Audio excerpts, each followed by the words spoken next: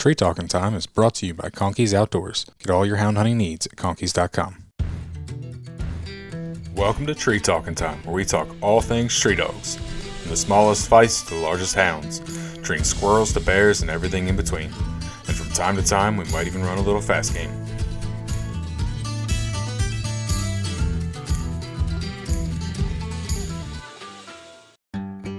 Need reliable housing for your animals? Animal Housing Solutions in Mayo, Florida builds custom coops, kennels, and shelters that are strong, durable, and designed with your animal's comfort in mind. Whether you need a large-scale kennel or a small custom chicken coop, they've got you covered. Quality craftsmanship, great service, and solutions built to last. That's the Animal Housing Solution promise. Check them out at Animal Housing Solutions on Facebook. Animal Housing Solutions, where your animals come first. Welcome back to another episode of Tree Talking Time. Hopefully this will be the last one from the vault for a little while, but I can't make any promises. You know, life with a young baby is pretty hectic, and it does tie up my evenings a little more so than what they were a few months ago. So I've been a little short on time this week. Did not get a chance to get one recorded. I do have some great podcasts lined up. I'm going to be traveling a little bit and scheduled to record some good ones. So be on the lookout for those in the near future. If you're out and about here at the end of the month, I will see you at UKC Youth Nationals. At least that's the plan at the moment. Me and my boys will be there. So look forward to seeing you guys there if you're going to be out there supporting the kids. This episode was recorded several years ago. It is a great episode with Jimmy Tipton. Jimmy is a wealth of knowledge and has some amazing stories. He's a great storyteller. And I know just a ton of people reached out to me after they heard this one and just loved it. So I figured we'd drag it out of the vault and let you listen to it again. So really appreciate everyone's patience with me as we've been going through some of these old episodes here lately. And just ask you keep with me and keep on getting some new ones as we can. So I really appreciate it. Thanks. Hey, Jimmy. How are you doing? I'm doing pretty good. How you doing? I'm all right. I'm just sitting here. It just got done raining. It's storming pretty good here. It stormed for about 30 minutes, and then it moved out. And it's going to be a fine night. I'm going to go hunting here in just a little while. It's supposed to blow over by 9 o'clock here, but I think we'll probably end up seeing a little bit more. Well, I guess you want to talk about some dogs, right? Yep.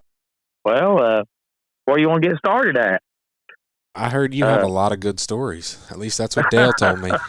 I've got a lot of good stories. Yeah, I sure do. Some I can tell and some I can't. You know what I mean? Yeah. But I guess we'll start with the first, you know. I guess when I was little, you know, my dad, he was a hunter and everything, and he mostly dealt with plots and everything. And my first experience on what you call a bear hunt, I didn't even know I was going bear hunting. And here's how this played out now. All right, my mom, she worked second shift at Levi's plant. Daddy worked day shift over here at the Lumen Company. So he was a daddy. He watched me in the evenings and everything. Mm-hmm. Well, it was October, and I was in kindergarten. I remember I just started kindergarten, and I don't know, it was about 4 o'clock in the evening. Here come a truck up the driveway, and it was Daddy's old hunting buddies, old D.H. Webb. And he goes, Murphy, he goes, there's a bear. Somebody over in Dry Valley had spotted one. He said, let's go turn on it. And Daddy's like, oh, I can't go. I got a little gym tonight. And, anyways, I was like, Daddy, I'll go. Please let me go. I'll go. Little 5-year-old kid now. Mm-hmm. So he's kind of reluctant, and DH kind of pressured him. He said, we'll take care of him. So Daddy and them, they loaded up the dogs, and off we went, you know. So anyways, we turned loose, and it's not dark yet, but it's getting there, you know. Mm-hmm. So anyways, DH turned his old strike dog loose first, and it went right up through there, and it barked a time or two, and then, you know, I didn't know what was going on. They turned the rest of the dogs loose, and all I knew was going on was a bunch of dog barking and everything, and I had to be real quiet, you know. Yep. Anyways, the bear ended up going. It ended up not being a real long race, but we ended up going around the side of the mountain there, and I would say we was probably 300 yards from the dogs. Mm-hmm. And Daddy, he acted like he fell. I didn't know the outcome of all this till years later when he told me the reason behind this, but he kind of acted like he fell, and we just had them old 2-cell flashlights, you know, with D batteries back in them days, back in the early 70s. So he said, Jim, he goes, I want you to stay right here. Let me have your light. He goes, I want you to stay right here. I want you to stay on this log. And I'm like, no, Daddy, what are you going to do? He goes, we got to go on over here and get these dogs. And he said, you just don't need to go. It's real thick and everything going through there. And I'm like, Daddy, please don't leave me here. Please don't leave me here. Now, this is a little kid on the side of the mountain, no houses, no nothing now. So anyways, I start crying and everything. He picks me up and he shakes me and he said, now you told me you would do everything I told you to do. He said, I'll be gone and I'll be right back here. I'll never forget watching them lights. They got dimmer and dimmer and dimmer going around through there. And then a little bit later, I heard a big gun blast, and I heard something, you know, hit the ground and everything. And sure enough, a little bit later, just a few minutes, here come Dad around there. It's just my dad. Mm-hmm. And anyways, he came around, he got me, and he told me he'd killed a coon. So anyways, the reason behind that was he didn't, you know, I was in kindergarten. They didn't want a little kid going to school telling that they'd went out and shot that bear, because I know it wasn't season. You know what I mean? That's years and years ago. So that's the reason. That's the reason he done that. Yeah. And that's kind of like the way I was brought up. I was always hunting around older people, you know, because you learn more from them and everything. And some of the men that I respected more than anything, you know, they're gone. You know, I'm gonna mention their names. Of course, my dad, Murphy Tipton, Robert Tipton, Ray Husky, and some more, and of course Junior Suttles. I have the most respect for Junior Suttles. You know, I really do. But he's still alive and everything. But I have a lot of respect for them other people for taking me under their wing and helping me out through the years. Yep. But started out squirrel hunting. My dad's double first cousin, which is, I don't know if a lot of people know what that is. That's where two brothers marry two sisters, and then their kids are what they call, that's what the mountain terminology is down here. Yeah. They call them double first cousin. But he had, through the years, two very, very, very good farm shepherds. Yeah. I think he went down to Middle Tennessee and got them from that skunk fell or something like that. Okay. There's really good squirrel dogs. I mean, really good. Is that the guy that used to write in Full Cry? Yeah, I think it is. Yeah. I've heard he used the to name. advertise now. Yeah.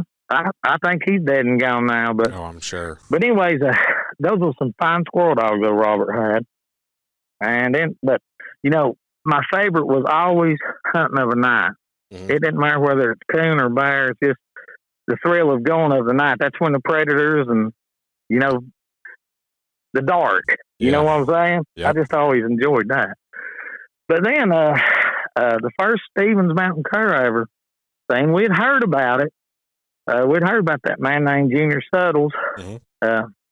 Anyways, this is somewhere in the late 80s or early 90s. I can't remember. Probably very early 90s. He had a dog named Speedy. It was a female. And she was an outstanding dog. I mean, she really was. Probably the best one I've ever been in the woods with.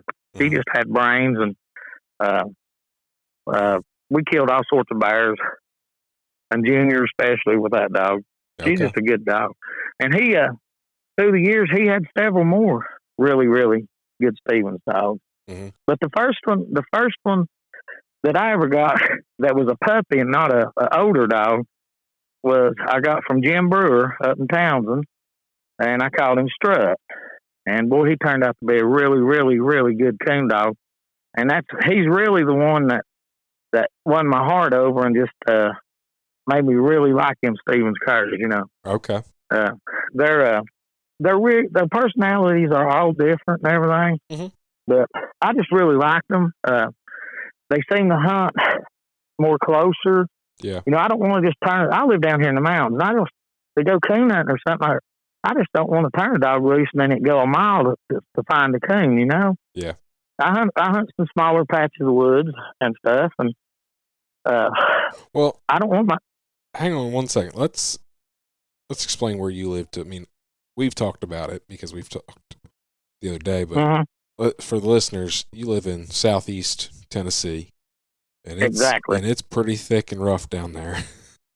Yeah, I live right the Smoky Mountains, the big 5,000, 6,000 foot mountains and everything. Yep.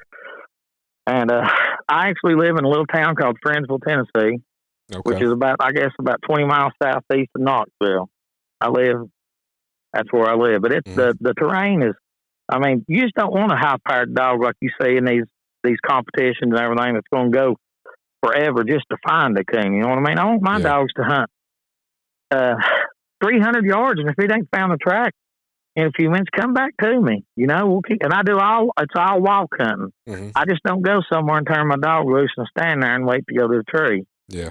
All my hunting is done by walking.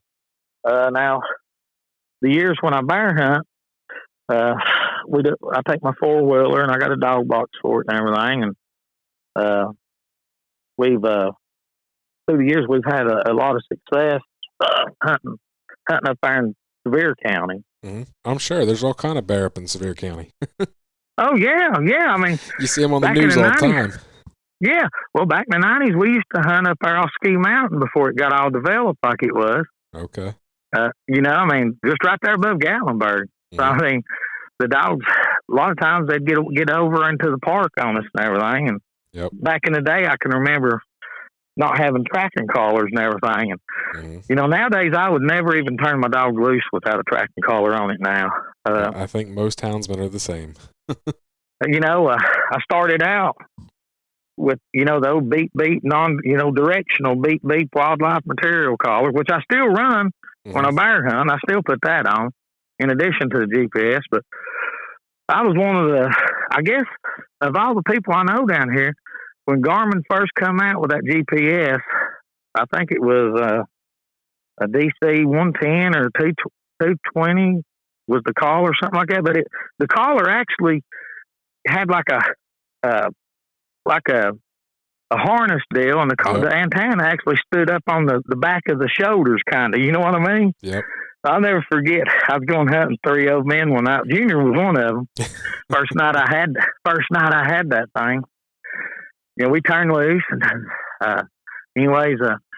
dogs had a bear bayed up there. It was in a laurel thicket. It made it to a laurel thicket, and the dogs was kind of tiptoeing around, in that laurel thicket because it's so thick and everything. So they just right above me, and I got my system out, and I'm standing there, and all of a sudden, old Junior, he looks over at me, he goes, "What are you doing?" I said, "I'm looking at They done made fun of the system and of course the antenna on the back and everything." Oh yeah. He's like, "What are you doing?" I said, "I'm just checking where my dog's at." And he goes, "Hell far, Jimmy, your dog's just right up there on the ridge. Can you not hear it bark?" I said, "Yes, I'm just learning this system." So I turned it off. And anyways, make a long story short, within the next couple of months, he went and got him one of them. I bet. Yeah, he sure did. He sure did. Of course, I had to show him how to use that system and everything. But, it went from making fun of me and giving me down the road and everything to, when we'd have a scattered race or something, we'd be picking up dogs. We'd be driving down the road or something. I'd say, "Okay, slow down. My dog's 200 and something yards, and it's up here around the curve, right on the edge of the road, And sure enough, we go around the curve, and that was. And so, of course, he still had the old wildlife, the only thing he was running, and he was getting all them fake readings and everything, the signal bounce off the mountains and all that stuff. And like I said, he ended up going and getting one. I just thought that was a funny deal like that, See, I got into this right around the time that they came out or right after they came out. And so I never ran any sort of beep beeps.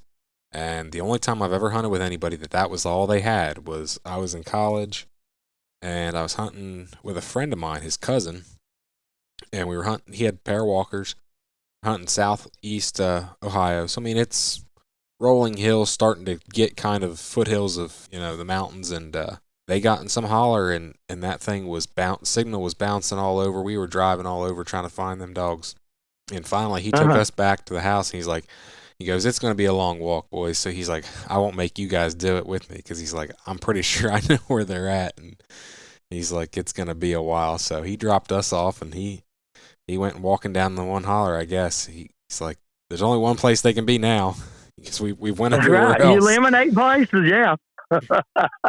And I was just like, who in the right mind would run this, especially when you have GPS? Now I do understand why people run them as backups, but exactly. At that point, I was like, this is stupid. Right. The battery on them collars just, when there's a big difference in 2,000 hours and what's it up now? I think Garmin's got that new collar out now. It's 72 hours or something, I believe. I forget what it is, but it's a lot more than what it was. And from what the guys that are testing them are saying, whatever Garmin is saying they are is, fairly conservative.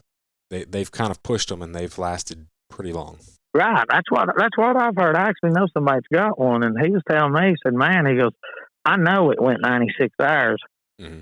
What he was telling me, I was like, wow, it's hard for me to believe. I don't know, but how times have changed. I've got one of those new Dogtra Pathfinder 2 systems also. Mm-hmm. I've been playing around with a little bit.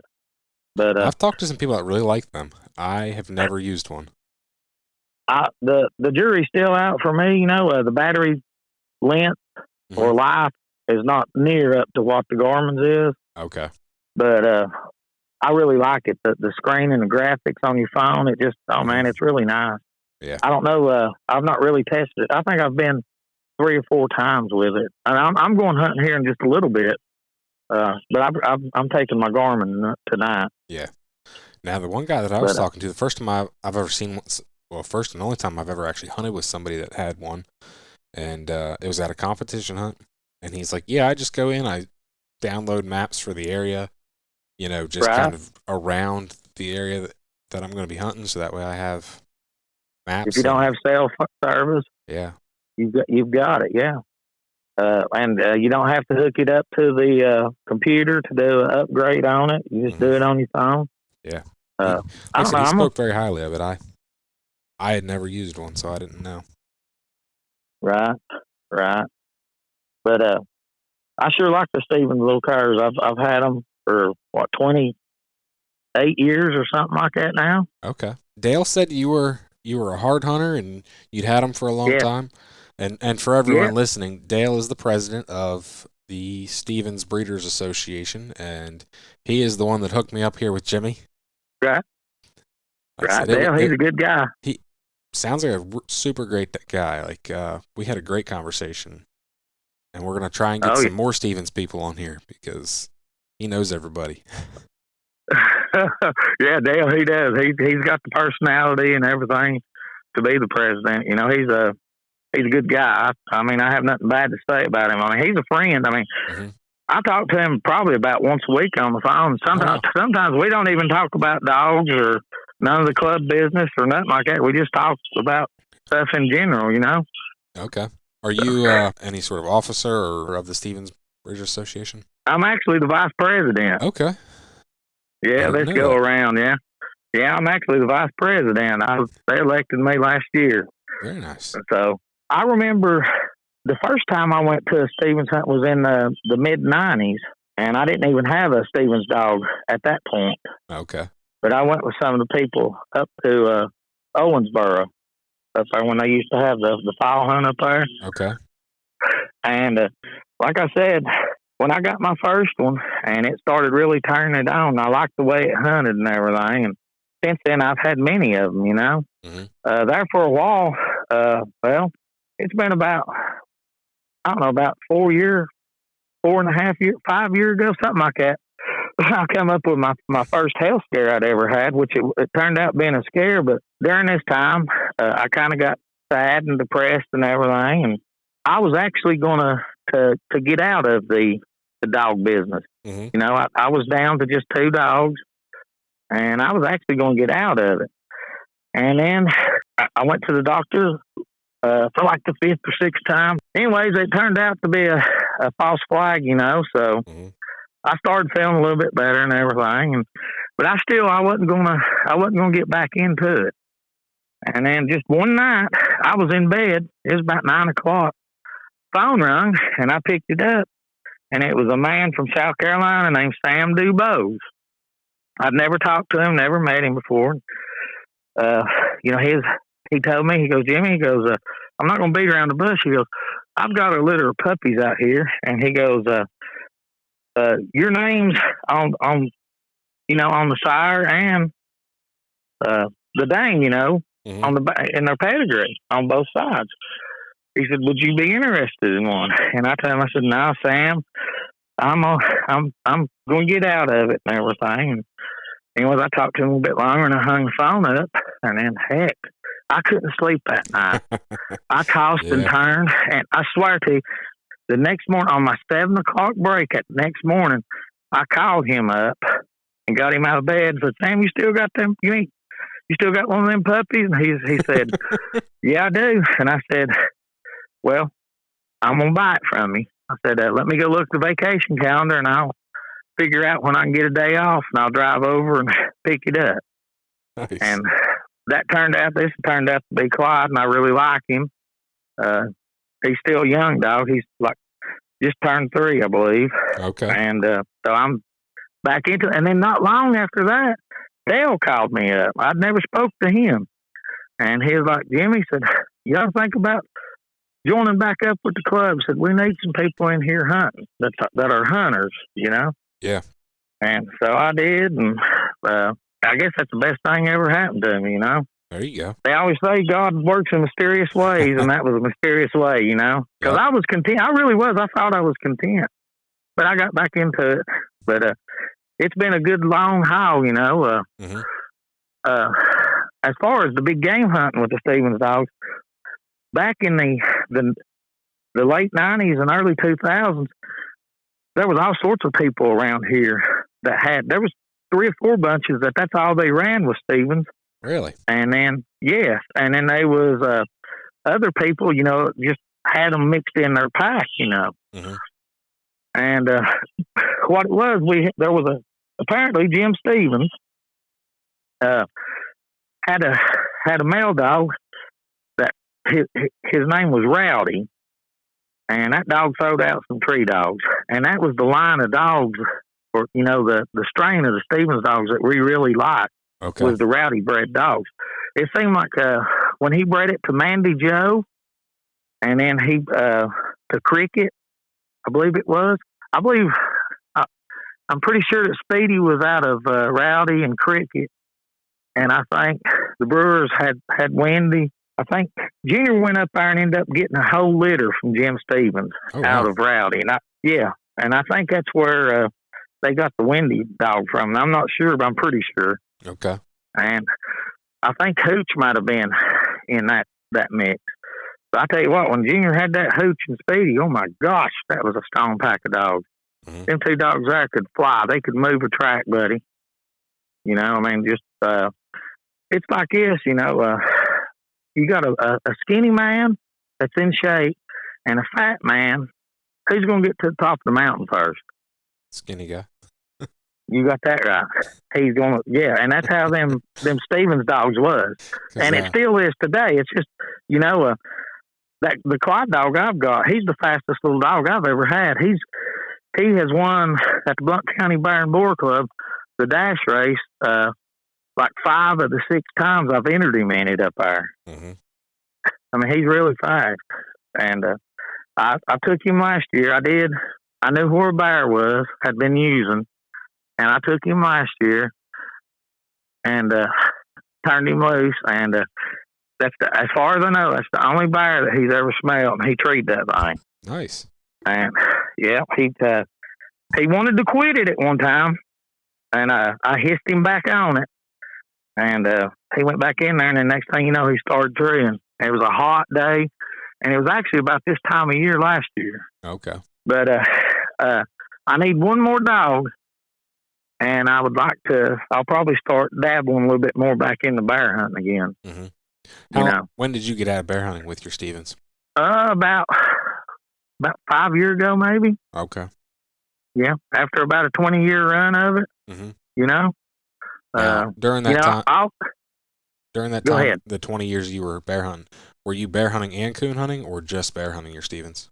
I had different dogs to do different ones. Okay. You know, so a lot of times we'd go hunting of a night. Okay. You know, during training season and everything, I didn't want your coon dog treeing a coon right there. You know, mm-hmm. So I'd always keep at least one decent coon dog. Okay. And then I would have my bear dogs that I'd just hunt straight on bear. Mm-hmm. And when I say we'd hunt straight on bear, hell, we'd start running them in April, as soon as they come out good out of the den, and we'd run them always up through December till they wasn't no more. You know, Gotcha. We'd run them all year. You know, and it's a full-time job if you really bear hunt. You know, mm-hmm. I mean, it really is. You get a lot of people, you know, that just show up during kill season, you know, which we need people to come in, but you're only allowed one bear per year. Yeah. Here in Tennessee, you know, so mm-hmm. we need kill tags. We need people to come in and everything, but it seems like every Tom, Dick, and Harry during kill season wants to come, you know. Yep.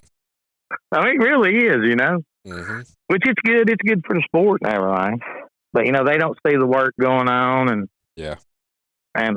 all the behind the scenes stuff that goes, and all the days that you end up looking for your dog the next day and stuff like that, you know. Yep. It's really time consuming, especially on a family man, you know. You know. That's what's holding me back. It's a lot of time, and I don't live in bear country, so it's not like I can just run out and tree a bear in the backyard here. It's I gotta drive a few hours just to get to country where you can run a bear. So yeah, I thought it was bad having to drive 45 minutes. You know what I mean? I remember him nights coming home real late. You know, sleepy as all get out. You know, someday I'll have a pack of bear dogs, but it'll probably be by the time my kids are teenagers, and then they can go with me and they can help me. Exactly. Hey, that's exactly what you need right there. That'll be when I actually have a pack of bear dogs. Until then, I have coon dogs that can that will fall in a race with and tree a bear with my buddies. Yeah. Well, like I said, you know, I hunted all them years. Most of the time, I was hunting with older men, 30 and 40-year older than me sometimes. So, you know, actually, basically, what it was, I was like a dog runner. You know what I mean? Mm-hmm. I'd be the one to always get hissed in to go into the roughest spot to get the dog and stuff like that. There's one night, this was getting to the end of this last go around the hunting, and it might have been the night I made my mind up that after the end of that season I was going to take a break from it. We'd turn loose, and I think it was JC and Glenn. And anyways, we turned loose. We just turned one dog apiece loose, and they had 2 plots, and that's when I had little Strut. He was young; he wasn't even 2-year-old yet.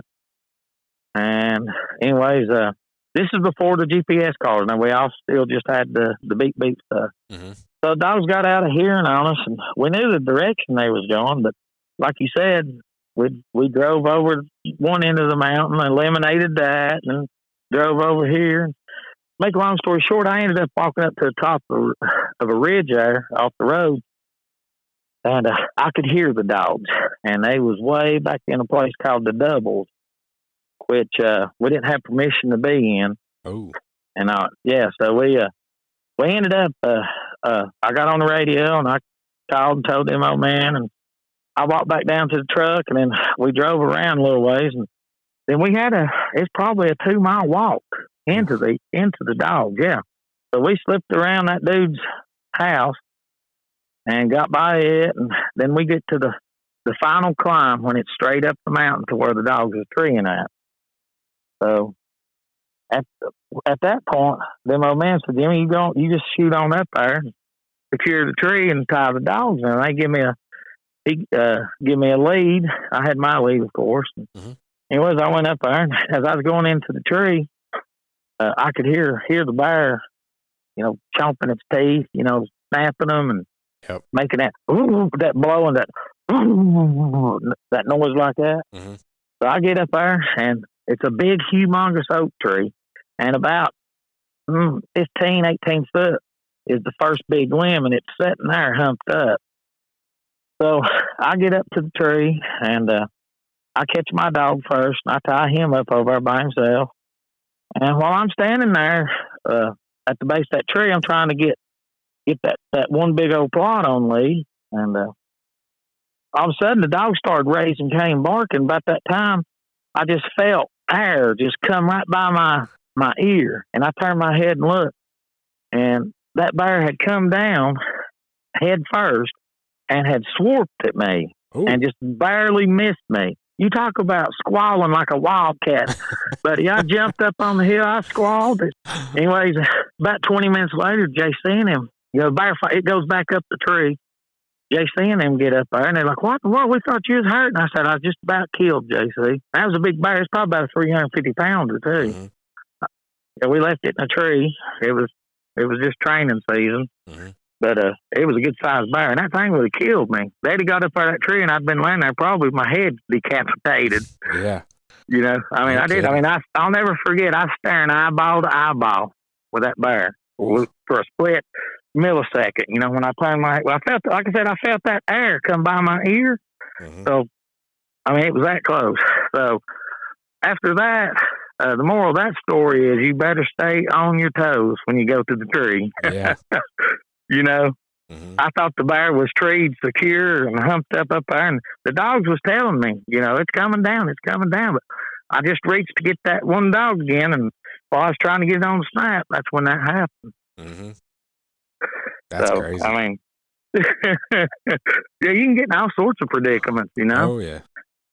And then at one time, I went to the dogs, and I caught the dogs, and I was the only one.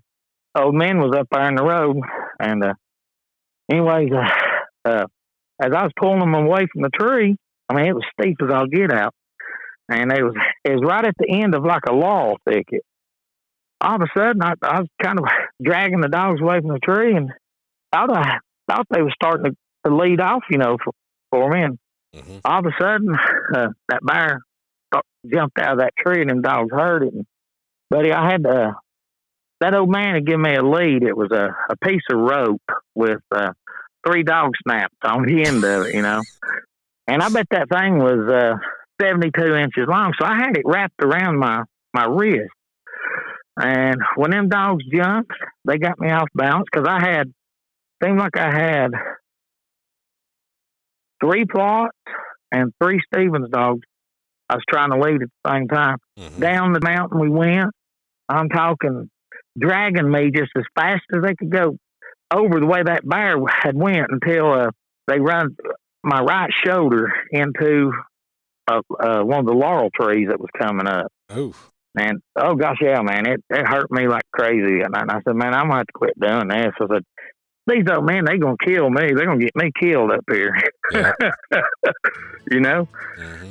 Conkeys Outdoors is proud to be a sponsor of Tree Talking Time. Family, hunting, tradition is the Conkeys motto. They understand the importance of passing down the tradition of hound hunting. They are a family-owned business that treats you like family. They also understand the importance of having the gear you need when you need it. Conkeys carries everything for your next hunt, and it ships to your door quick. They also offer great warranties on all tracking systems and financing options. Check them out at conkeys.com. You can also use the code TreeTalkingTime5 in all caps to save as well. Whether you hunt squirrels or coon, the World Tree Dog Association is your home for tree dogs. With a focus on family, fair competition, and growing the sport, the WTDA offers events for everyone, from your first hunt to top-tier competition. Some upcoming events are the Jerry Cowan Memorial Coon Hunt. On August 8th, the deadline is 7:30 p.m. It will be held in Western Grove, Arkansas. Next is the Missouri State Squirrel Hunt, Bench Show and Train Contest on October 17th in Doniphan, Missouri. And last is the Indiana State Hunt.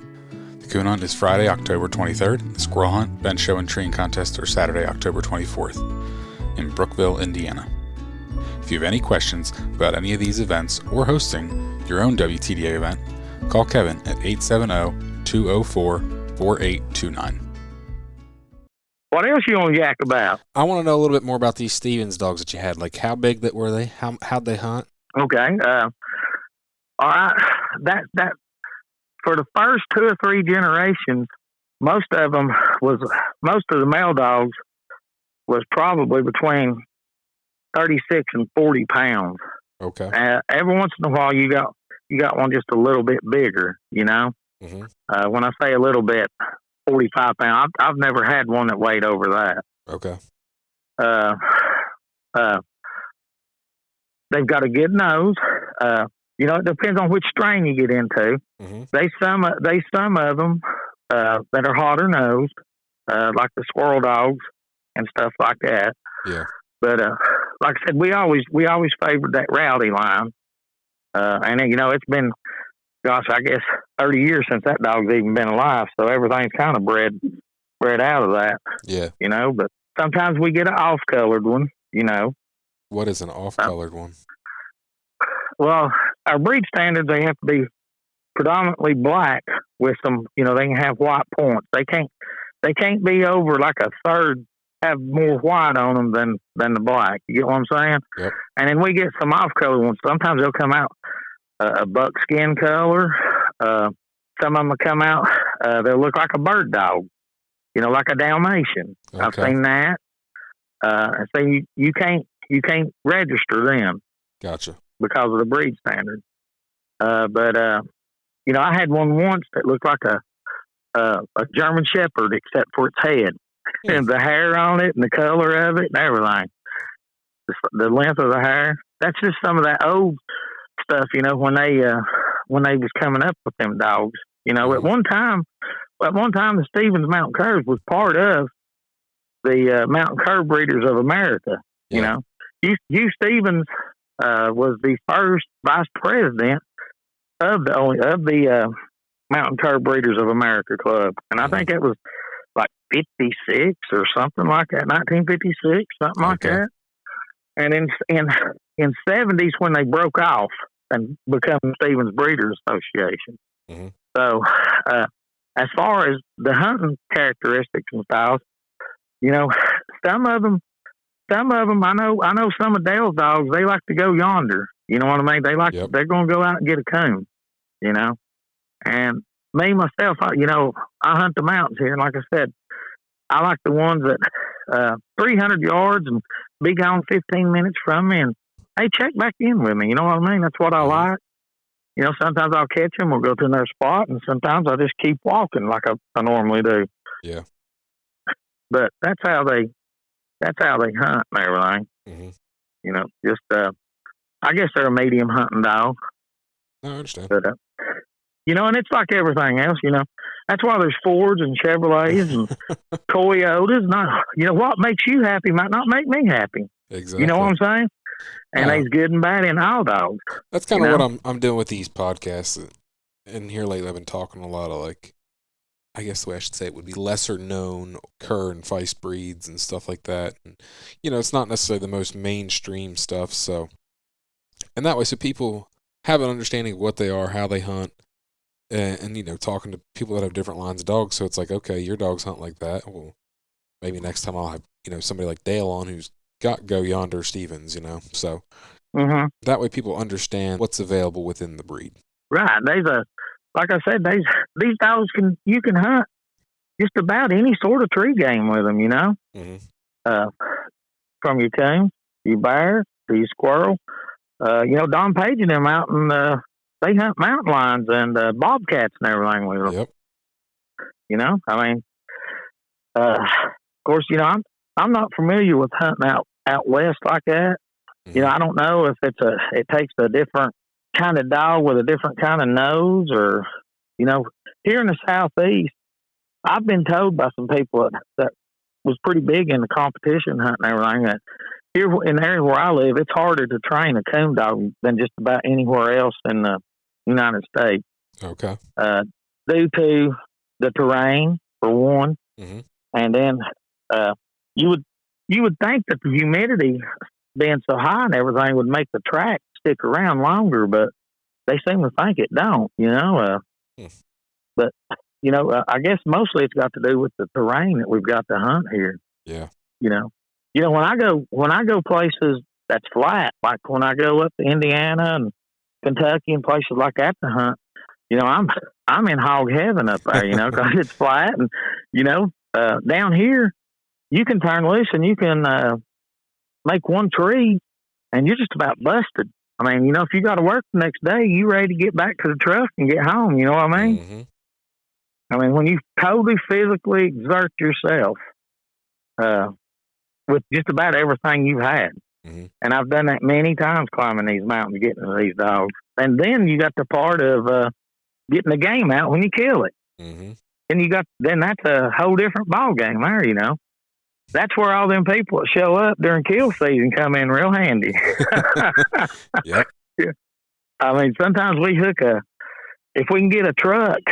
I mean, we've got like a 500 piece foot of big thick rope that we tie onto the winch of the truck. Yeah. And we'll just winch that thing inch by inch out of the mountain. You just just help get it around some trees and stuff. And we've done that numerous times. And then you get into sometimes you just get into a place where it's just so thick and rough that you can't even get a 4-wheeler into it. Mm-hmm. The biggest bear that I've ever killed, I'm not really sure how much it weighed. The scale that we weighed it on only weighed 440 pounds, but it went an inch past that. The needle went all the way as far as it could go and just pegged out. Mm-hmm. From the tip of its feet to its nose was 6 foot 9 inches long. It was a good for a black bear. It was a good big black bear. I killed it on the ground. It didn't tree. I had to. Mm-hmm. I followed it for a long time on foot, Mm-hmm. and I finally was able to get a kill shot on it, and it fell. It rode off the mountain down in there. And make a long story short, it was the last day of the October season, and believe it or not, it was like 90. It got up to 90-something degrees that day. Oof. And it took over 4 hours for him to cut and bring a 4-wheeler in there. Yeah. To get to it to where we could drag it. Over 4 hours to do that, and God, it seemed like after we took a couple more to get it out, mm-hmm. and anyways, it spoiled. Oof. I was going to have the hide tanned and everything. Yeah. And I took it, like I said, when the taxidermist started work on it, he said it spoiled, and I didn't know the meat had spoiled on us. Yeah. But he told me that the hair was even, starting to fall out of the hide. That just about made me sick, Oh, I know. But that was just one. Yeah, so that big bear was just wasted, basically. If you would have known that, just been better off just skinning it, packing what you could out. Exactly, and getting out there, and but I wanted to get it tanned and all that stuff. And mm-hmm. anyways, it just didn't work out for me. But stuff like that happens, and that made me sick. Now you killed that right there around home. Up there in Sevier County. Okay. Up there in the big steep mountain. Yeah. We had I had my Jabe dog, and I was actually hunting with Junior that day. He was there, and had 2 or 3 of his Stevens dogs in on that one. Nice. Along with a plot or 2. Mm-hmm. I tell you ought to call up one of these days, old Junior Suttles. Somebody else told me the same thing. So. Yeah, I mean he is the first one that had the Stevens dogs around here. Mm-hmm. That I know of. He's still pretty sharp. Yeah. I mean, I'm sure he's getting older and everything. And mm-hmm. he ain't doing a lot of hunting anymore. But understandable. Oh yeah, I mean he's at that point, and I think he's got some heart trouble. He's had bypass and all that through the years. Mm-hmm. And heck, I'd say he's about. What's kind of funny, he went to school with Dolly Parton. So however old she is how old he is. Gotcha. They graduated Sevier County High School same year. That's and cool. Yeah, it's kind of funny. And my people, my people have lived here in Blount County since the late 1700s. Oh, wow. You know that place you go visit when you come down to the park, Cades Cove? Yeah. Okay, that's where my people's out of. Okay. Yeah. My people's been entrenched here for, like I said, all them years. Mm-hmm. Going on, 300 years, I guess. They kicked you in out. that county. Well, they bought all their land and forced them out there. And, I'm sure there was a lot of hard feelings with them people back in the day. But, now, looking at it, it's so beautiful now. I'm glad they did, because if they didn't, it'd be all scarred up, like, with cabins and houses and trailers and this and that. It wouldn't be what it is today. And it's the most visited park in the United States, Mm-hmm. I think like 75% of the United States population can drive to it in like 10 hours, That doesn't surprise me. So it's really visited a lot. And that's really hurt our hunting. Oh, I'm sure. Yeah, I mean, all these tract of land that we used to hunt on, now there's these rental cabins and chalets and all that stuff on them. So it kind of put a damper on it. It's good for the outsiders that's coming in, the investment firms and all that, but taking our hunting away. Like tonight, I'm going coon hunting.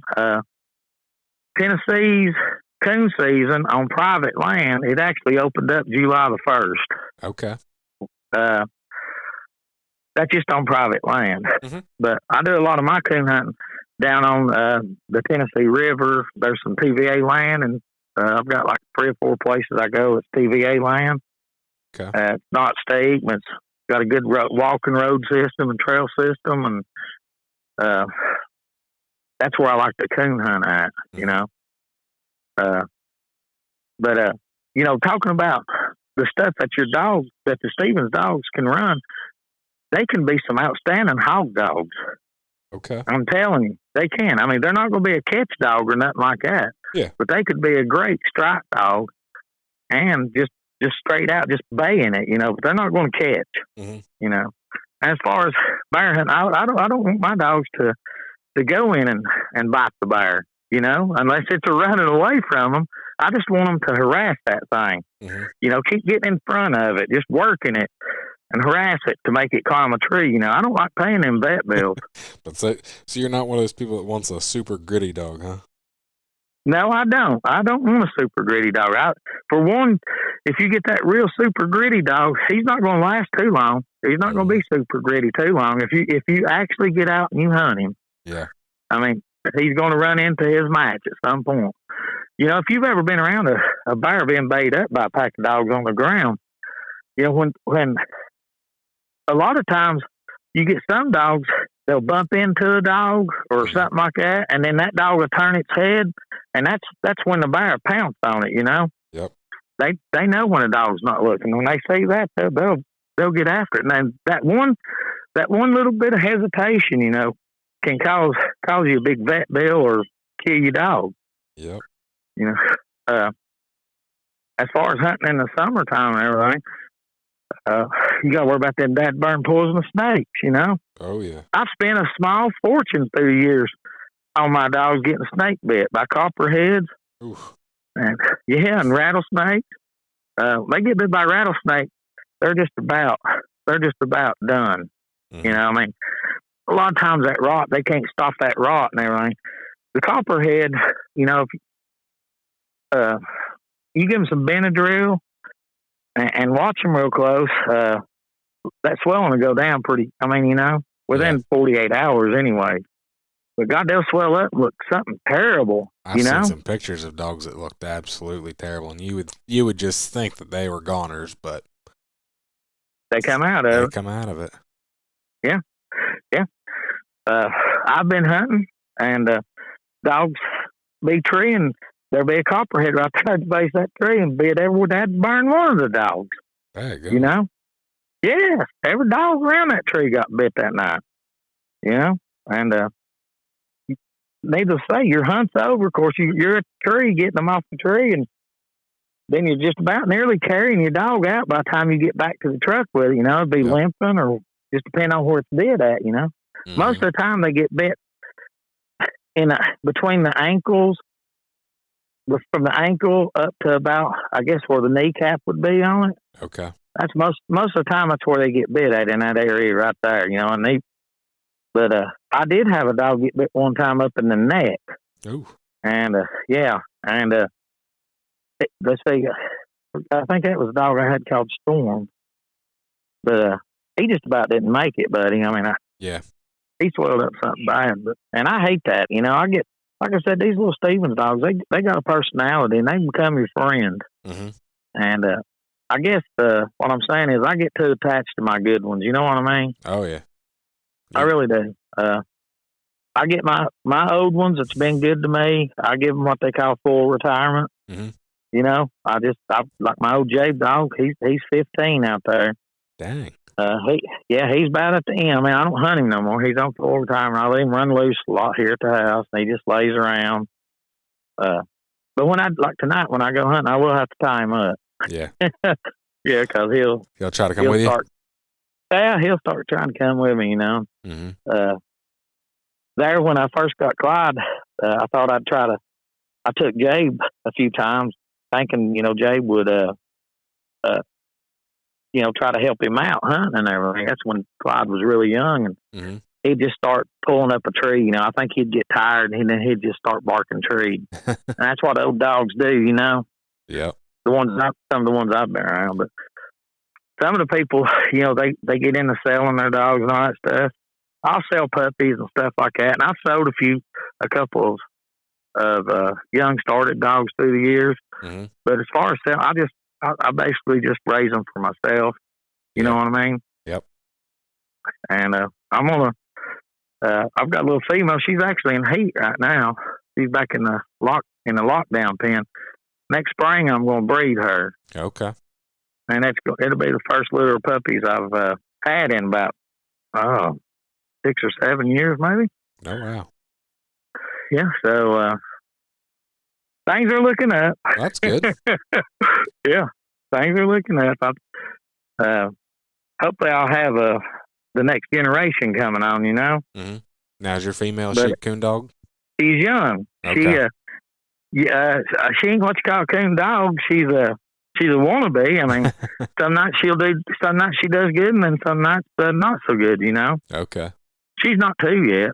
Okay. This will be her second. This will be the fall that makes or breaks her. Yeah.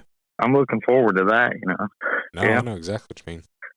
But anyways, listen. I'm fixing to go hunting out here.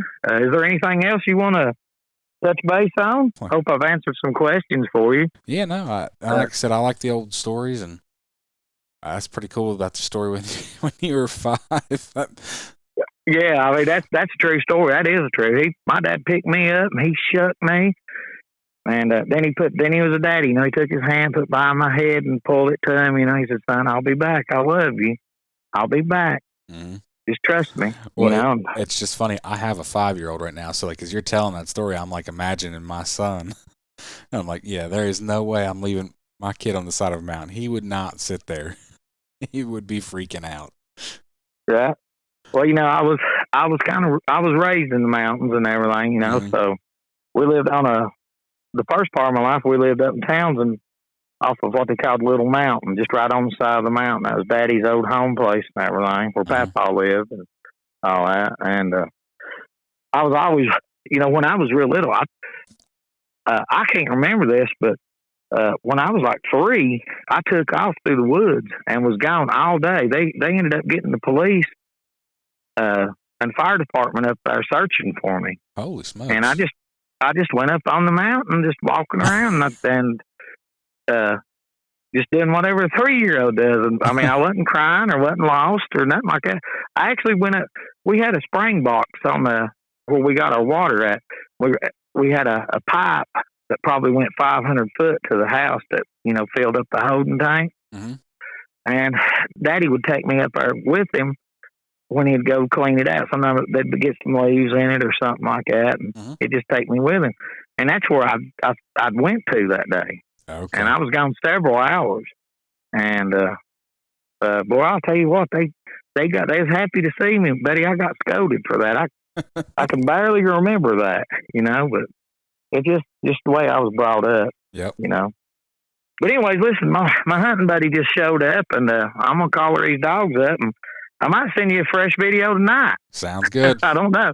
All right, see. Good luck. You can find me on Facebook and Instagram at Tree Talking Media.